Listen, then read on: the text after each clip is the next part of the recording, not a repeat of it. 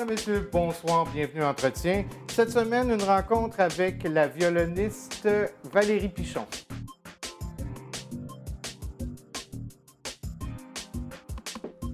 Native de Menin, en Belgique, Valérie Pichon étudie la musique au Conservatoire de musique de Bruxelles. Elle entreprend par la suite une carrière de musicienne classique. En 1999, elle découvre la musique traditionnelle et fonde avec André Varin le groupe Chakidar qui remporte un vif succès.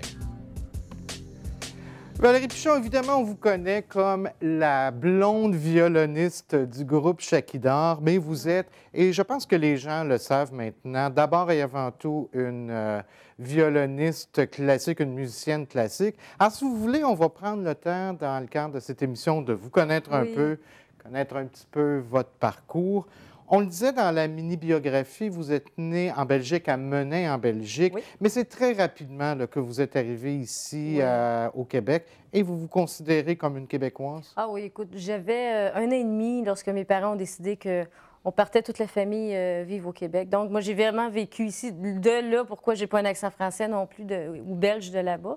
On a été... Sauf que dans la région où on est arrivé, c'est assez spécial parce que l'Abitibi, c'était quand même une région assez éloignée. Puis à cette époque-là, je me souviens qu'il n'y avait même pas d'asphalte là, entre la route. Alors, ça prenait 7-8 heures se rendre.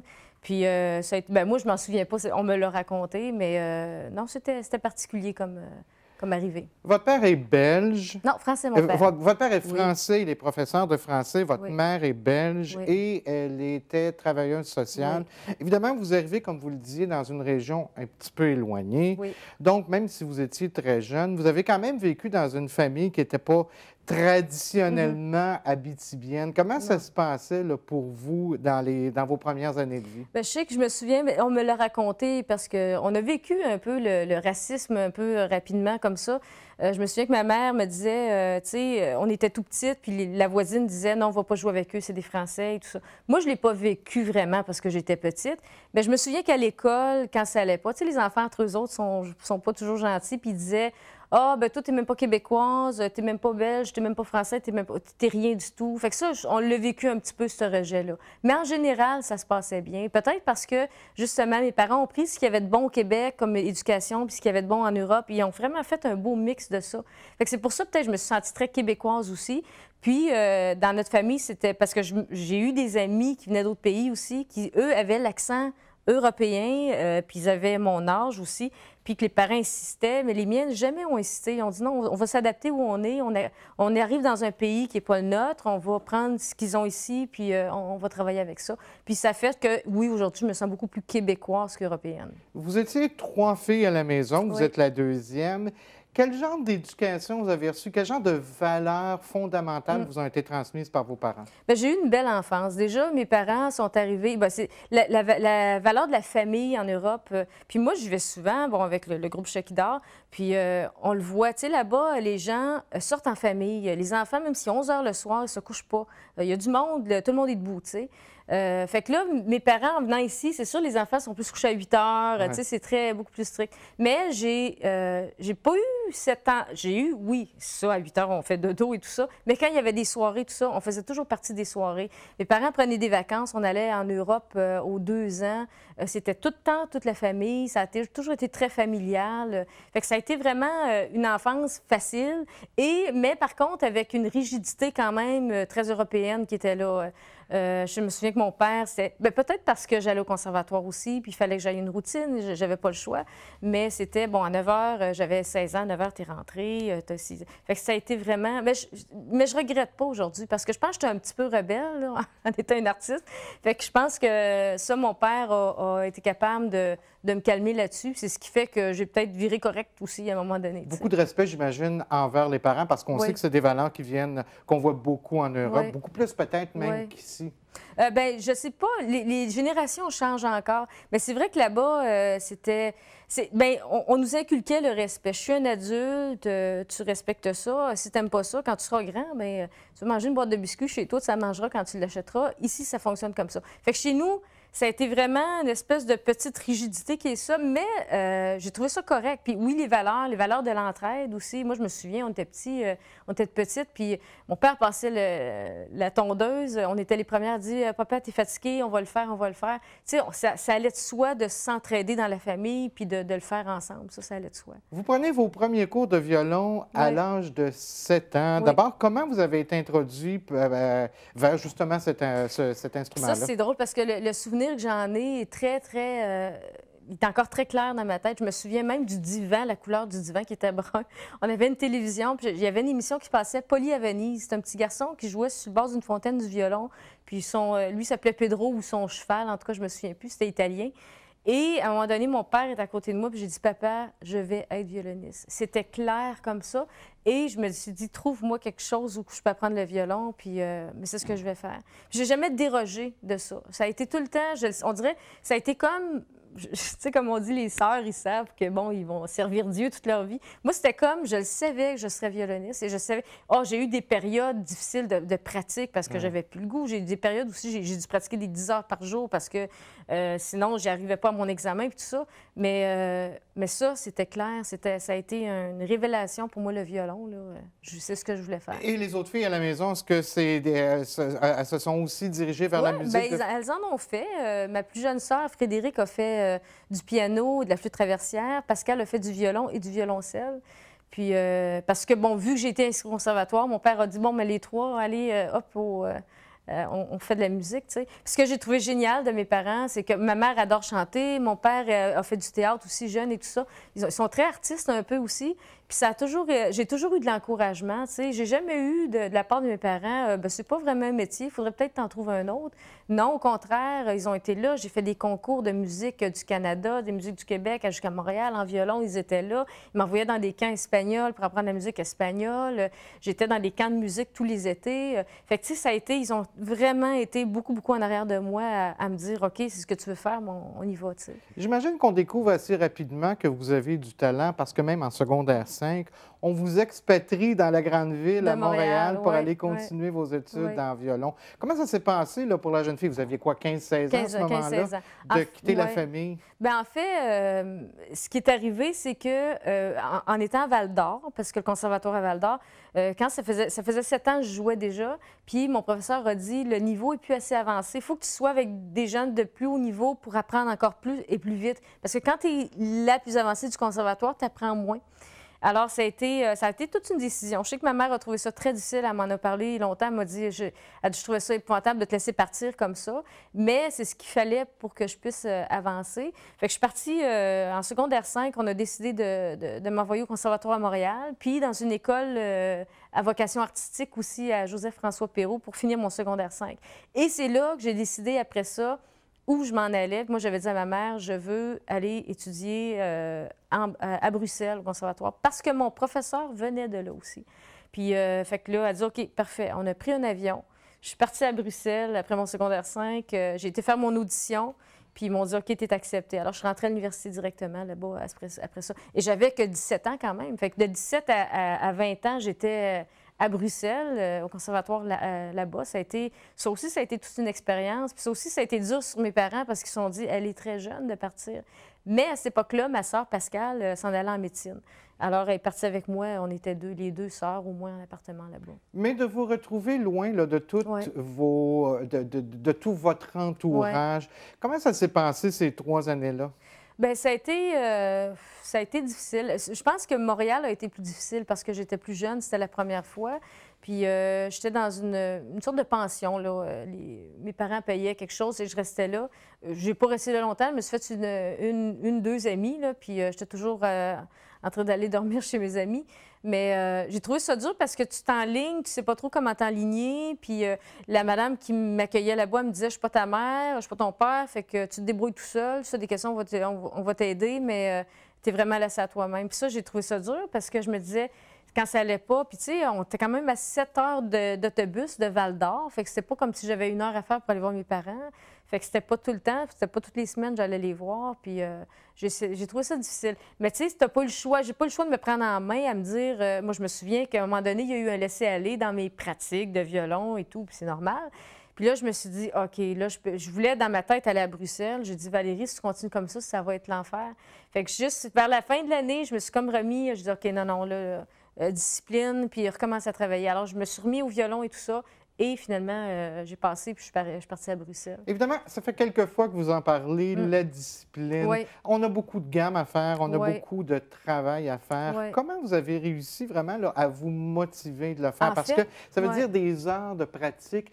Donc, on ne va pas jouer dehors, on ne fait pas les mêmes activités que les jeunes de votre âge. Oui.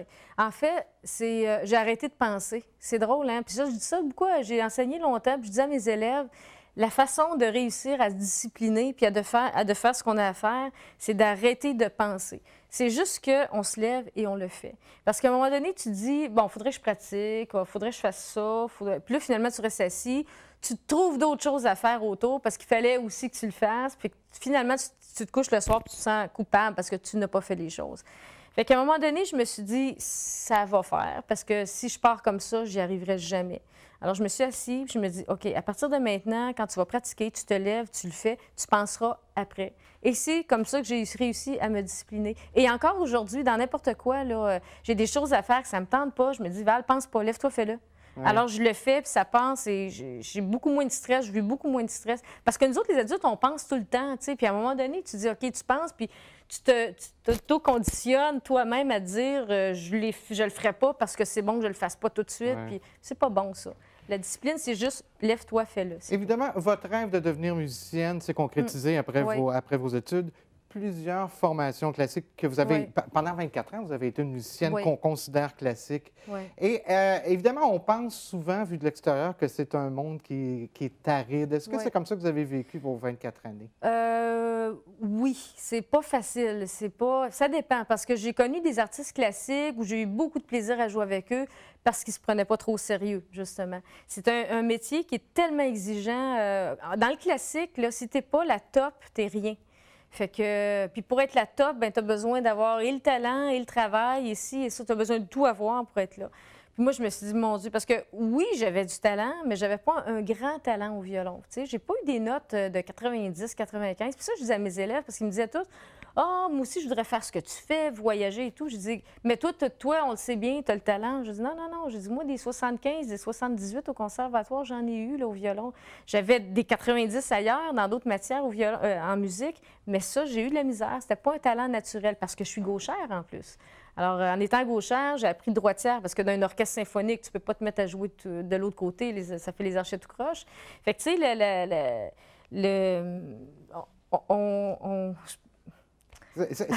C'est évident qu'on peut difficilement vivre, j'imagine, en étant que musicienne classique. Tellement il y a eu le passage au rock, presque un passage obligé, si on veut, pour continuer voyager de vivre. surtout aussi, parce que c'est ça, dans le classique, c'est que c'est très restreint. Bon, on avait un orchestre symphonique en région, là-bas en Abitibi, mais ça reste que tu as un orchestre, tu as une première chaise. Fait que, tu sais, pour être le top du top, il faut vraiment que tu pratiques tout le temps. Puis effectivement, moi aussi, j'ai fait du classique, pas parce que c'était ma musique préférée nécessairement, mais parce que dans ce temps-là, il n'y avait rien d'autre. Je ne pouvais pas aller faire du jazz à l'université. Là, oui, on peut faire des violonistes jazz, mais moi, à Val-d'Or, c'était que classique. Alors, si vous permettez, on va prendre une pause et de l'autre côté, on va parler évidemment de toute l'aventure Chakidar. Oui, absolument. Le séminaire des amputés de guerre, on est une grande famille, on a toute hâte de se voir. Il y a des grands, il y a des petits, puis les grands prennent des petits comme les petits apprennent des grands. J'ai toujours aimé prendre des photos. J'étais la photographe désignée de la famille. Quand j'ai voulu poursuivre ma passion, les amputés de guerre m'ont financé ma nouvelle prothèse. Pour moi, l'Association des amputés de guerre, ça m'a apporté d'être simplement bien avec moi-même. Je suis juste moi. Je m'appelle Clémence. À ma naissance, il me manquait un pied, fait que j'ai une prothèse. C'est très utile. Quand je suis à l'école, il n'y a rien que moi qui est amputé. Au séminaire des amputés de guerre, je vois beaucoup de personnes qui sont comme moi. Je retrouve un peu ma deuxième famille. Quand je reviens du séminaire, je suis énergique. Il n'y a rien qui va m'arrêter parce que je suis une vainqueur.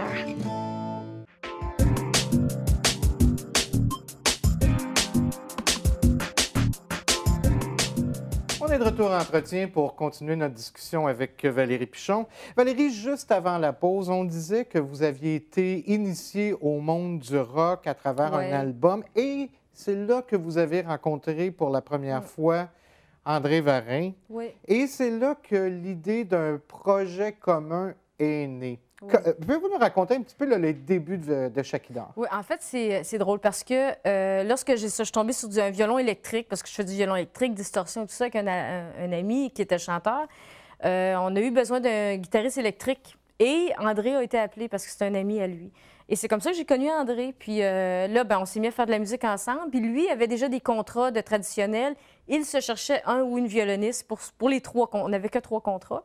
Alors, il m'appelle, il me dit, garde, tu joues du violon. Je dis, OK. Fait que ça a commencé comme ça. Puis là, ces 3 contrats-là ont fait que partout où on allait, on avait un été. Lui avait un été très bouqué à juste André Varin. Moi, j'ai dit, écoute, je te suis et je vais jouer du violon avec toi. Il dit, oh, j'ai pas de budget. Je dis, pas grave, je le fais gratuitement. Puis partout où on allait, les gens disaient, oh, je veux ça l'année prochaine, je veux ça l'année prochaine. Donc, Shakidar a comme existé comme ça parce qu'on n'a pas parti le groupe pour continuer. On avait parti ce groupe-là pour 3 contrats au départ. Et c'est ce qui était bizarre, c'est qu'à un moment donné, j'étais à Val-d'Or, c'était là. Je m'entraînais, j'étais avec ma soeur, puis j'allais chercher ma soeur au travail. Puis il y a un gars qui cogne à ma vitre un jour, puis il me dit, c'est toi qui joues du violon dans l'album de Ponto, parce que ça s'appelait comme ça, le violon électrique que je faisais avec le gars rock. J'ai dit, oui, oui. Puis il dit, ah, je fais aussi un album et tout ça. Puis là, je lui demande, est-ce que tu as du violon dans tes albums? Il dit non. Bien, j'ai dit, est-ce que tu en veux? Il dit, oui, mais j'ai pas de budget. Je dis, ah, je te le fais gratuitement, ça me fait plaisir. Il était content. Fait que le lendemain, à 9 h, je rentre en studio. Je commence à jouer sur ses tracks. Il était tout content. Il envoie ça. Là, il dit, je fais un lancement. Est-ce que tu es invité à venir? Est-ce que tu veux venir? J'ai dit, parfait. Alors, je vais au lancement, je joue avec eux. Et cet album-là est vendu le soir du lancement. Et il y a une Française qui se retrouve avec une copie de cet album-là.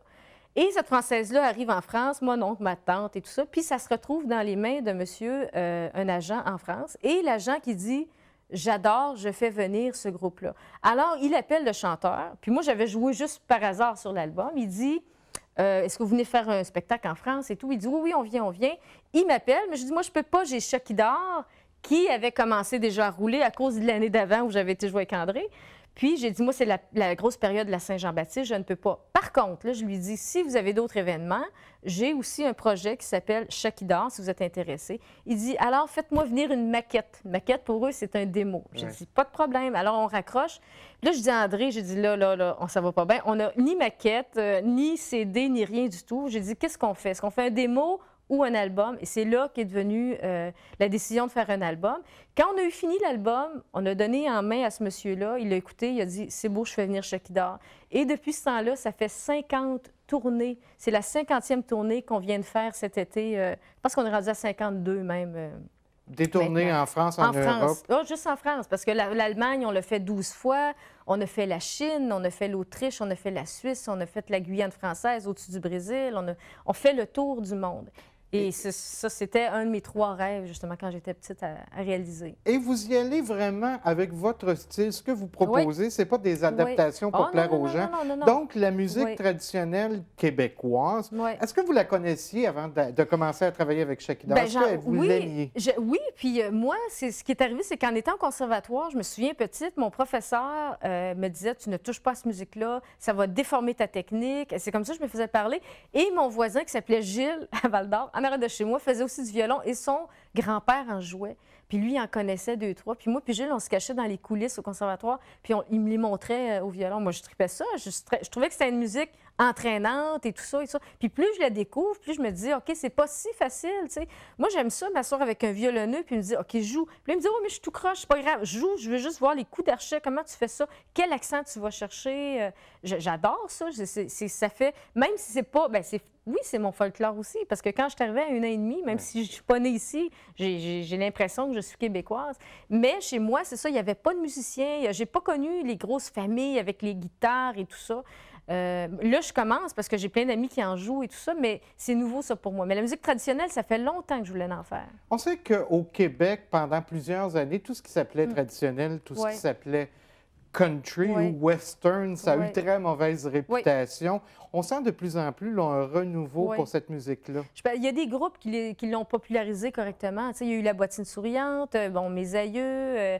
Tu sais, il y a un paquet de bandes maintenant au Québec qui sont beaucoup plus in, qui font de la musique traditionnelle, mais bien fait aussi. Parce que là, les violonistes qui sortent des écoles, c'est des violonistes de formation beaucoup plus, mais qui décident d'aller faire du traditionnel. Donc, on a des musiciens extraordinaires dans le milieu traditionnel. C'est plus le vieux traditionnel avec le mononcle et la matante qui en joue 2 fois par année, là, tu sais. C'est vraiment des musiciens de formation qui ont décidé, qui se disaient, bon, on fait des arrangements, on s'en va là-dedans. Donc, c'est pour ça que ça sonne bien maintenant. Parallèlement à tous ces spectacles-là, Chakidar, pardon, vous alliez dans des écoles et vous donniez Oui. des ateliers oui. aux élèves pour les initier à la Oui, musique. absolument. Puis ça marche. Et on en fait encore beaucoup. On était à Côte-Nord l'année passée. On fait à peu près 200 à 250 shows d'ateliers spectacles dans les écoles par année. On a tout le temps. Puis là, au début, c'était une école qui nous appelait. Là, c'est les commissions scolaires. J'ai 12 écoles. Vous pouvez venir pour 2 semaines. Fait que c'est comme ça. Oui, puis il y a un engouement là-dessus sur les traditions. Puis nous, on essaye de dire aux enfants, justement, arrêtez de penser qu'il faut être bon pour faire de la musique. Il faut juste avoir du plaisir puis vouloir le faire. Des cuillères, tout le monde a ça à la maison. Taper du pied, tout le monde est capable. Surlutter, on leur apprend à le faire. Fait que on n'a pas besoin d'être des grands musiciens pour s'amuser. Un espèce de retour aux sources pour Valérie Pichon, parce que Oui. vous avez aussi vous avez enseigné le violon, Oui. mais vous avez aussi enseigné à plusieurs dans des écoles comme suppléante, entre Oui, autres. aussi, j'en ai fait. J'ai fait de la suppléante. La suppléance, peut-être 2-3 ans, en même temps que Chakidar, en même temps que toutes sortes de choses pour me dire, OK, aussi, je m'en vais là-dedans. Mais j'aimais ça, la suppléance, mais pour moi, faire de la musique, c'était ce que j'avais besoin. Parce que je me suis dit, un jour, je vais me remettre à l'enseignement. J'ai quelques élèves que j'aime ça aussi, mais je suis encore dans l'âge à faire de la tournée. Ça, pour moi, c'est primordial. C'est la première chose qui prime. Et c'est pour ça, Chakidar, je me dis combien de temps, tu sais, parce que, bon, Chakidar, moi puis André, on a été un couple pendant 12 ans. Bon, ça s'est terminé et tout ça. Puis là, on s'est dit, qu'est-ce qu'on fait? Est-ce qu'on continue? Est-ce qu'on lâche ça? Alors, ça a été des décisions. C'est pour ça que les gens disent, oh, on n'a pas entendu parler de Chakidar de ce temps-ci. Non, on a été en décision, en repos, à se demander comment on fait ça. Puis, finalement, c'est ça, on est retourné en studio cet été. L'album sort bientôt. Fait que c'est comme... on a décidé qu'on le continuait. Une année à la fois, on verra. Parce que, justement, vous avez amené le sujet vous-même. Oui. Vous avez été un couple pendant Oui. 12 ans. Vous êtes maintenant séparés. Oui. Comment ça se vit pour Valérie Pichon au quotidien de côtoyer son ex? Parce que c'est pas des choses qu'on fait habituellement. Non, c'est sûr. C'est certain qu'il y a beaucoup de gens qui n'ont pas cru aussi, tu sais, qui nous ont dit ça ne marchera pas jamais, vous ne serez pas capable, tu vas te détruire là-dedans et tout ça. C'est sûr que c'est très difficile. Déjà, travailler avec son conjoint, c'est pas facile. Ouais. Et en plus, quand c'est son ex, c'est encore plus dur. Parce que quand c'est ton conjoint, tu acceptes des choses. Quand ça l'est plus, tu n'acceptes plus certaines choses. C'est que tu dis, OK, bien maintenant, tu n'as pas le droit de me parler comme ça. Je suis fatiguée moi aussi. Fait que, bon, on a chacun nos vies, puis c'est correct. Je pense qu'on est 2 personnes intelligentes. André, c'est un gars intelligent. Je pense que je suis une femme intelligente qui a été capable de monter une entreprise, une PME qui va très bien dans le monde. Parce que oui, on n'est pas un groupe connu au Québec nécessairement, mais on voyage beaucoup, on fait beaucoup d'Europe et tout ça. Ça va bien. Alors, ça a été la décision. Qu'est-ce qu'on fait? Est-ce qu'on part chacun notre projet d'un bord puis de l'autre? Puis ça aussi, on sait combien de temps ça prend et ce que ça demande. Et je pense qu'on n'avait plus l'énergie de le faire. Alors, c'était... Est-ce qu'on essaie quand même? Puis, tu sais, Chakidar, ça a été notre projet à nous deux. Ça a été notre bébé, en fait, et ça l'est encore. Puis, je me dis, bon, bien, comment on va être capable de l'amener? On le prend une journée à la fois. On fait les tournées ensemble. On s'adapte. On s'adapte à certaines choses, là. Puis, mais moi, je donne 2 ans encore. Aux 2 ans. Chaque 2 ans, on remet en question à voir. Bien, à date, ça fait juste 1 an qu'on n'est plus ensemble. Puis là, on a décidé vraiment de reprendre Chakidar en main puis de dire, OK, on fonce pendant 2 ans au moins. Donc, 2 ans au moins, mais vous êtes toute jeune. Ouais. Je sais qu'il y a plein d'autres projets Ouais. sur lesquels vous travaillez actuellement. Entre autres, Pascal Dufour, Ouais. qui est un auteur-compositeur, je pense, Ouais. avec qui vous travaillez. Bien, j'ai travaillé. En fait, ce qui est arrivé, c'est que l'été passé, ça a été, je sais pas, ça a dû se savoir un peu. Alors, j'ai plein d'artistes qui m'ont approché, puis avec qui j'ai fait des spectacles, qui sont venus aussi des amis maintenant. Bon, j'ai joué avec... j'ai eu la chance d'être sur scène avec Diane Tell aussi, de jouer avec Diane Tell, avec Raoul Duguay, Pascal Dufour, justement, on a monté un show. Il y a eu aussi il y a Marc-Angé de Star Academy, le petit violoniste rouquin. Oui, effectivement. Oui, justement, je suis encore en contact avec lui. On veut peut-être monter un show pour une tournée en Allemagne. Il y a aussi Émilie Bégin, avec qui j'ai fait... on a un show concept avec plusieurs artistes. Brigitte Lafleur, qui est une comédienne aussi qui chante très bien, qui joue dans plein d'émissions au Québec. Fait que, oui, j'ai été approchée par des artistes et j'ai commencé ça. Mais tu sais, je suis obligée de te le dire, là, Chat qui dort m'apporte vraiment quelque chose où je suis bien. Tu sais, j'ai une chroniqueuse artistique, une amie à moi, qui me disait, tu sais, Valérie, il n'y a pas beaucoup de violonistes qui ont leur tête sur un album en étant le groupe.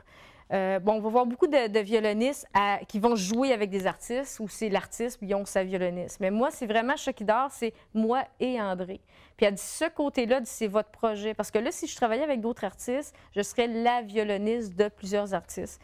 On s'appelle ça un artiste à la pige. Puis c'est pas négligeable, là. Sauf que moi, j'ai tellement travaillé sur mon projet, je veux faire mes chansons, je veux faire mes choses à moi, que c'est là que je me suis dit, OK, je vais mettre l'emphase plus peut-être sur Chat qui dort. Et vous me disiez que vous avez retrouvé des instruments que vous connaissez bien, violoncelle entre autres, piano entre autres. La guitare aussi. En fait, depuis que je suis petite, parce que là, quand ça a été... tu sais, quand une relation se termine après 12-13 ans, ou bref, plus longtemps ou moins longtemps, tous les gens nous disent, pense à toi. Bon, ça, j'ai cette phrase-là. Pense à toi. Je pense tout le temps, moi, je sais pas. Mais tu sais, ils me disent, fais des choses que tu ferais pas normalement. Ou non, des choses que tu fais pas parce que tu n'as pas eu le temps. Parce que... Puis là, je cherchais, puis je trouvais rien à part la musique. Mais j'ai dit, je suis bien plate, je sais faire que ça, on dirait, tu sais. Fait que là, je me suis dit, la guitare, ça fait longtemps que je jouais de la guitare et j'en avais 8 chez nous avec André, on avait plein de guitares. J'en ai pris une avec moi. Et j'ai commencé à jouer de la guitare par moi-même. Fait que j'ai appris, j'ai pas eu de prof encore, là, j'apprends. Puis là, j'ai dit, il faut que je chante. Fait que je me suis mis à chanter avec ma guitare pour faire ça sur le bord d'un feu avec des gens. Et aussi, le violoncelle, je l'ai enseigné pendant 4 ans, 5 ans. J'ai joué dans des groupes aussi avec du violoncelle. Puis là, je me suis dit, bon, sur les albums de Chat qui dort, on a du violoncelle qui joue des fois. Et des fois, certaines tracks, c'est moi qui les fais. Fait que ça, je me suis dit, OK, je vais me perfectionner aussi violoncelle, l'alto. Et évidemment, le piano que j'ai joué pendant 7-8 ans. J'accompagnais la classe de violoncelle au Conservatoire à Val-d'Or. J'étais l'accompagnatrice, donc j'ai joué quand même des grosses pièces et tout ça. Fait que j'ai retrouvé ça. Valérie Pichon, écoutez, c'est tout le temps dont on disposait. Bonne chance pour le restant de votre carrière avec Chat qui dort et dans vos projets personnels. Merci beaucoup. Alors, c'est ce qui complète notre émission pour aujourd'hui. Je vous remercie d'avoir été des nôtres. On se revoit la semaine prochaine pour une autre émission Entretien. D'ici là, je vous souhaite une bonne fin de soirée sur nos ondes. Merci.